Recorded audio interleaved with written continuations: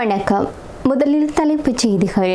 பரபரப்பாகும் தென்னிலங்கை அரசியல், கடும் பீதியில் ராஜபக்ச குடும்பம், அரசியல் நட்புகள். ஈழத்தமிழர்களுக்கான அரசியல் தீர்வு, இந்தியாவின் தலையீட்டை எதிர்பார்க்கும் கஜேந்திரகுமார் பொன்னம்பலம்.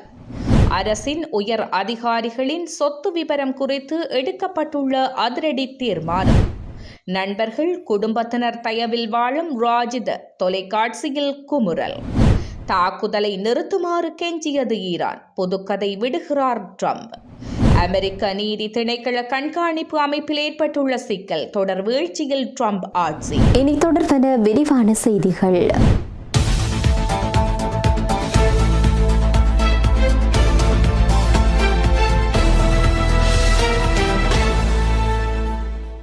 கடந்த ஆட்சியின் போது ராஜபக்சர்கள் மற்றும் அவர்களுடைய நெருங்கிய அரசியல் நண்பர்களுக்கு எதிராக மீளப்பெறப்பட்ட வழக்குகளை மீண்டும் விசாரிக்கும் நடவடிக்கையை சமகால அனுர அரசாங்கம் முன்னெடுத்து வருகிறது. இந்த நிலையில் பாரிய மோசடிகளில் இருந்து தப்பித்துக் கொண்டவர்கள் மீண்டும் சட்ட ரீதியாக சிக்கி சிறைக்கு செல்லும் நிலை உள்ளதனால் அவர்கள் கடும் அச்சத்தில் உள்ளதாக தகவல் வெளியாகியிருக்கிறது. முன்னாள் ஜனாதிபதி மஹிந்த ராஜபக்ச தலைமையிலான ராஜபக்ச குடும்ப உறுப்பினர்களுக்கு எதிராக 2015 மற்றும் 2016 ஆண்டுகளில் குறைந்தது 14 வழக்குகள் தொடரப்பட்டு பின்னர் தொழில்நுட்ப கோளாறுகள் காரணமாக மீளப் பெறப்பட்டிருந்தன. அத்துடன் அக்குடும்பத்தின் நெருங்கிய நட்பு வட்டார உறுப்பினர்கள் தொடர்பிலும் அதே காலகட்டத்தில் குறைந்தது 15 வழக்குகள் தொடரப்பட்டு மீளப் பெறப்பட்டிருந்தன. ஜோன்ஸ்டன் பெர்னாண்டோ தொடர்பில் தொடரப்பட்டிருந்த 5 வழக்குகளை மீண்டும் தொடுக்குமாறு நேற்று மேன்முறையீட்டு நீதிமன்றம் உத்தரவிட்டுள்ளது. அவரது 5 வழக்குகளுக்கு மேலதிகமாக கெஹலிய ராம்புக்வெல்லவிற்கு எதிராக 3 வழக்குகளும், ரோகித அபேகுணவர்த்தன, பிரியங்கர ஜெயரத்ன, தம்பிக பெரேரா மற்றும் நிசங்க சேனாதிபதி ஆகிய ராஜபக்ச குடும்பத்தின் நெருங்கிய நண்பர்களுக்கு எதிராக தொடரப்பட்டிருந்த வழக்குகளும் மீளப் பெறப்பட்டிருந்தன.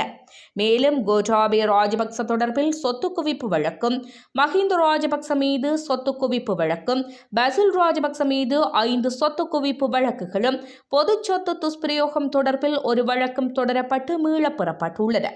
நாமல் ராஜபக்ச மீது 4 சொத்து குவிப்பு வழக்குகளும், ரோஹித் ராஜபக்ச தொடர்பில் சொத்து குவிப்பு வழக்கும், கடற்படையில் சட்டவிரோதமாக இணைத்துக் கொள்ளப்பட்டு மக்கள் நிதி பயன்படுத்தப்பட்டது தொடர்பான மற்றும் 1 வழக்கும் மீளப் பெறப்பட்டுள்ளதாக தெரிவிக்கப்பட்டுள்ளது. இவ்வாறு மீளப் பெறப்பட்ட வழக்குகளை மீண்டும் தொடுக்கும் நடவடிக்கைகள் முன்னெடுக்கப்பட்டு வரும் நிலையில் இவர்கள் அனைவரும் குழப்பமடைந்துள்ளதாக தெரிய வந்துள்ளது. ஈழத்தமிழ் மக்கள் நிரந்தரமான அரசியல் தீர்வொன்றை பெற்றுக்கொள்வதற்கு இந்தியாவின் தலையீட்டை பணிவன்புடன் கேட்டுக்கொள்கின்றோம் என நாடாளுமன்ற உறுப்பினரான கஜேந்திரகுமார் பொன்னம்பலம் இந்திய வெளியுறவு செயலாளரான விக்ரம் மிஸ்ரிக்கான கடிதத்தில் தெரிவித்தார். நாடாளுமன்ற உறுப்பினர்களினால் நேற்றைய தினம் எழுதப்பட்ட குறித்த கடிதத்தில் பல்வேறு விடயங்கள் உள்ளடக்கப்பட்டிருக்கிறது.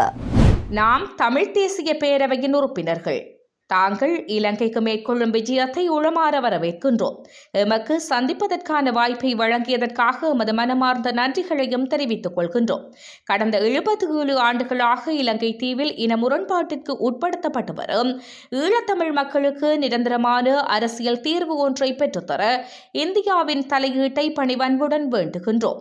இன முரண்பாட்டிற்கான தீர்வாக இலங்கை அரசு தற்போது புதிய அரசியல் அமைப்பொன்றை உருவாக்கும் பணியில் ஈடுபட்டுள்ளது. அந்த அரசியல் அமைப்பில் ஈழத்தமிழ் மக்களின் அரசியல் அபிலாசைகள் பிரதிபலிக்கப்படுவது இன்றியமையாததாகும். அந்த நோக்கத்துடன் தமிழ்நாட்டில் உள்ள எமது உறவினர்களின் ஆதரவுடனும் மாண்புமிகு தமிழ்நாட்டு முதலமைச்சர் அவர்களினதும் தமிழ்நாட்டின் அரசியல் தலைமையினதும் ஒத்துழைப்புடனும் இந்திய அரசின் தலையீட்டை நாடி வந்துள்ளோம். அதன்படி 2025 டிசம்பரிலும் 2026 ஜூலையிலும் எனது தலைமையில் எமது அமைப்பின் பிரதிநிதிகள் தமிழ்நாட்டு தலைமை செயலகத்தில் மாண்புமிகு தமிழ்நாட்டு முதலமைச்சர் அவர்களை சந்தித்தனர். அதனைத் தொடர்ந்து 2 சந்தர்ப்பங்களிலும் தமிழ்நாட்டின் எதிர்க்கட்சி தலைவர்களையும் ஏனைய அரசியல் தலைவர்களையும் சந்தித்து எமது கோரிக்கைகளை முன்வைத்தோம். மேதகு அவர்களே ஈழத்தமிழர் விடுதலை போராட்ட வரலாற்றில் இந்தியாவின் தலையீட்டின் விளைவாக 1987 ஆண்டில் இந்திய இலங்கை உடன்படிக்கை ஏற்படுத்தப்பட்டது. அந்த உடன்படிக்கையில் தமிழர்கள் இலங்கையின் வடக்கு மற்றும் கிழக்கு பகுதிகளில் பாரம்பரியமாக வாழ்ந்து வந்த மக்கள் என அங்கீகரிக்கப்பட்டதுடன் வடக்கு மற்றும் கிழக்கு மாகாணங்கள் ஒன்றிணைந்த ஒரே நிர்வாக அலகாக இருந்து சுய ஆட்சியை அனுபவிக்க வேண்டும் என்ற கொள்கையும் ஏற்றுக்கொள்ளப்பட்டது. ஆயினும் அந்த உடன்படிக்கையை நடைமுறைப்படுத்துவதாக கூறி இலங்கை அரசு அரசியலமைப்பில் 13வது திருத்தத்தை அறிமுகப்படுத்தி ஒற்றையாட்சி அரசியலமைப்பின் கட்டமைப்பிற்குள் மாகாண சபை முறைமையினை நிறுவியது. இந்திய இலங்கை உடன்படிக்கையின் உண்மையான நோக்கத்தையும் ஈழத்தமிழ் மக்களின் சுய ஆட்சிக்கான அரசியல் அபிலாசைகளையும் பலவீனப்படுத்தும் நோக்கத்திலேயே மாகாண சபை முறை இலங்கையின் ஒற்றையாட்சி அரசியலமைப்பிற்குள் திட்டமிட்டு அமைக்கப்பட்டது. ஊழல் ஒழிப்பு சட்டத்தின்படி பொது பிரதிநிதிகளின் சொத்து மற்றும் பொறுப்பு அறிவிப்புகளை பொதுமக்கள் அணுக அனுமதிக்கப்படுவார்கள் என்று சபை முதல்வரான அமைச்சர் பிமல் ரத்நாயக்க நேற்றைய தினம் நாடாளுமன்றத்தில் தெரிவித்தார். இவ்விவகாரம் தொடர்பாக நாடாளுமன்றத்தில் தனது கருத்துக்களை தெரிவித்த அமைச்சர் பிமல் ரத்நாயக்க 2023 ஆண்டின் ஊழல் தடுப்புச் சட்டம் எண் 9 நமது நாட்டில் ஒரு பெரிய மாற்றத்தை கொண்டு வந்த சட்டமாகும். அச்சட்டத்தின் 86 மற்றும் 88 பிரிவுகளின்படி நமது நாட்டின் அனைத்து உயர் அதிகாரிகளும் அரசியல் தலைவர்களும் தங்களது சொத்து மற்றும் பொறுப்பு அறிவிப்புகளில் தங்கள் தகவல்களை சேர்க்க வேண்டும் என கோரப்பட்டது. அதன்படி அச்சட்டத்தின் கீழ் ஜனாதிபதி முதல் கீழ்மட்டம் வரையிலான சுமார் 300 பேர் இந்த தகவல்கள் அனைத்தையும் தங்களது சொத்து மற்றும் பொறுப்பு அறிவிப்புகளில் வழங்க வேண்டும் என கோரப்பட்டது. இது அச்சிட்ட வடிவில் வழங்கப்பட வேண்டும் என கோரப்பட்டது.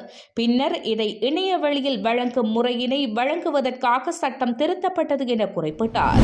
தனக்கு தற்போது நிலையான வருமானம் எதுவும் இல்லை என்றும் நண்பர்கள் மற்றும் குடும்பத்தினரின் ஆதரவில் வாழ்வதாகவும் முன்னாள் அமைச்சரான ராஜித சேனரத்ன தெரிவித்தார். ஒரு தொலைக்காட்சிக்கு அளித்த பேட்டியில் இந்த தகவலை அவர் தற்போது இருக்கக்கூடிய நிலைப்பாட்டையும் அந்த ஊடகத்திற்கு தெரிவித்திருக்கின்றார்.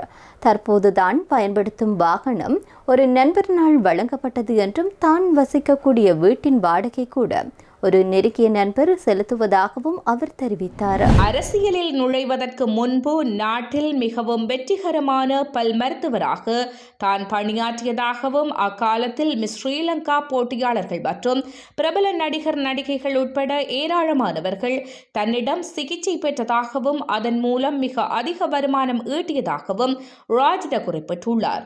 எனினும் தான் அரசியலில் நுழைந்த பிறகு அந்த வருமான ஆதாரங்கள் அனைத்தையும் இழந்ததாக அவர் சுட்டிக்காட்டியுள்ளார். இதன்போது மேலும் கருத்து வெளியிட்ட அவர், இப்போது எனக்கு ஒரு பைசா கூட வருமானம் இல்லை. என் மனைவி ஒரு சிறப்பு மருத்துவர், அதனால் அவருக்கு ஓய்வூதியம் கிடைக்கிறது. என் பாட்டியிடமிருந்து மரபுரிமையாக பெற்ற ஒரு சிறிய தோட்டமும் எனக்கு உள்ளது. அது ஓரளவு வருமானத்தை தருகிறது.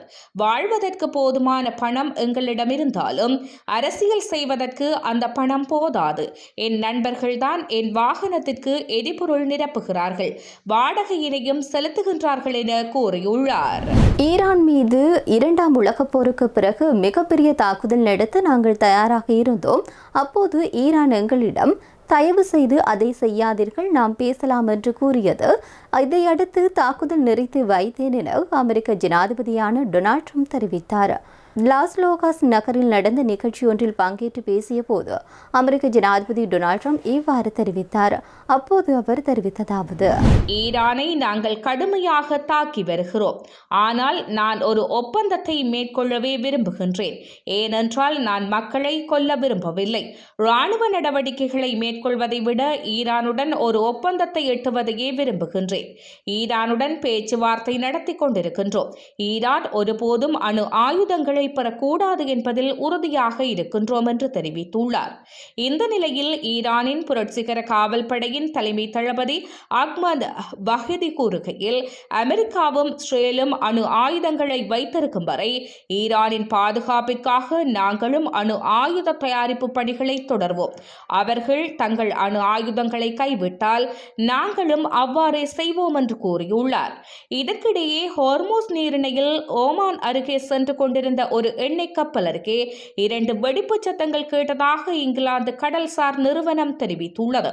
கப்பலும் அதன் பணியாளர்களும் பாதுகாப்பாக உள்ளனர் என்றும் தெரிவிக்கப்பட்டுள்ளது. அமெரிக்க ஜனாதிபதி டொனால்ட் ட்ரம்பினுடைய நிர்வாகத்தின் கீழ் அந்த நாட்டு நீதி திணைக்களத்தில் இடம்பெறும் தவறுகளை கண்காணிக்கும் 2 முக்கிய உள்நாட்டு கண்காணிப்பு அமைப்புகளின் இயக்கம் கடுமையாக பாதிக்கப்பட்டுள்ளதாக சர்வதேச செய்திகள் தெரிவித்து நிற்கின்றன. நீதிமன்றங்களின் கடுமையான விமர்சனங்கள் மற்றும் அரசியல் தலையீடுகள் தொடர்பில் ஏற்பட்டுள்ள அச்சம் காரணமாக இந்த துறைகளில் பணியாற்றிய கணிசமான அதிகாரிகள் விலகியுள்ளதாக தெரிவிக்கப்படுகின்றது. தொழில்முறை பொறுப்பு அலுவலகம் மற்றும் தலைமை பரிசோதகர் அலுவலகம் ஆகிய 2 முக்கிய கண்காணிப்பு பிரிவுகளிலேயே இந்த ஊழியர் பற்றாக்குறை ஏற்பட்டுள்ளது. இதில் தொழில்முறை பொறுப்பு அலுவலகத்தின் ஊழியர் எண்ணிக்கை 29 16 குறைந்துள்ளதுடன் கடந்த 20 ஆண்டுகளில் இல்லாத அளவுக்கு புதிய விசாரணைகளின் எண்ணிக்கையும் வீழ்ச்சியடைந்துள்ளது.